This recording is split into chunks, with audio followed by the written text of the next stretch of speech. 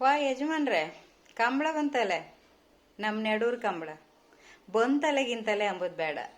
ಅಲ್ಲಿ ನಿಮ್ಮ ಹೊಟ್ಟಿ ಹಂಗೆ ಕಾಣಿ, ನಿಮ್ಮ ವಾಂಟದ ಕೋಣ ದೋಲ್ ಶಬ್ದ ಎಲ್ಲಿ ಬತ್ತಂದ ಕೆಮ್ಮಿ ಚುಳ್ಳರ್ಸ್ಕೊಂಡು ಕಾಣ್ತಾ ಇತ್ತು.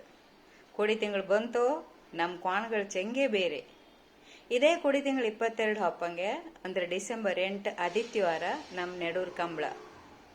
ನೀವೆಲ್ಲ ನಿಮ್ಮ ವಾಂಟದ ಕೋಣ ಹಿಡ್ಕೊಂಡು ದೋಲ್ ವಾದಿದೊಟ್ಟಿ ಬತ್ರಿ ಅಂದು ನಾವು ಕಾಯ್ತಾ ಇರತ್ತೆ.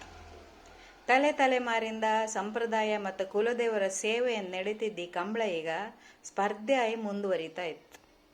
ಈ ಸ್ಪರ್ಧೆಗೆ ಒಪ್ಪ ಕೋಣಗಳಿಗೆ ಕೊಡುವ ನಗದು ಮೊತ್ತ ಈ ವರ್ಷ ಜಾಸ್ತಿ ಮಾಡಿದ್ದು ಅಂತ ಹೇಳೋ ಖುಷಿ ಆತಾಯಿತ್ತು. ಏನಂತ್ರಿ, ಒಳ್ಳೆ ವಿಷಯ ಅಲ್ದ? ಹಾಗಾಗಿ ನೀವೆಲ್ಲ ಬತ್ರಿ, ಅವು ನಮ್ಮ ನೆಡೂರು ಕಂಬಳನ ಹೊಡಿ ಹಾರಿಸಿ ಕೊಡ್ತೀರಿ ಅಂತ ಕಾಯ್ತಾ ಇರತ್ತೆ.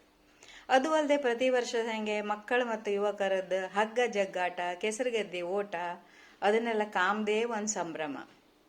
ಈ ಸಂಭ್ರಮನ ಊರ ಮತ್ತು ಪರವೂರ ಜನರಿಗೆ ತಿಳಿಸ್ಕಂದಳಿ ಯೂಟ್ಯೂಬಲ್ಲಿ ಪ್ರಸಾರ ಮಾಡೋದೊಂದು ನಿರ್ಧಾರ ಮಾಡಿತ್ತು. ಆದರೆ ಈ ಪ್ರಸಾರ, ಈ ಮೆರುಗು, ಈ ಸಂಭ್ರಮಕ್ಕೆ ಮತ್ತೂ ಮೆರುಗು ಬರ್ಕಾರೆ ನೀವೆಲ್ಲರೂ ನಿಮ್ಮ ಕೋಣದೊಟ್ಟಿಗೆ ಬರಕ್.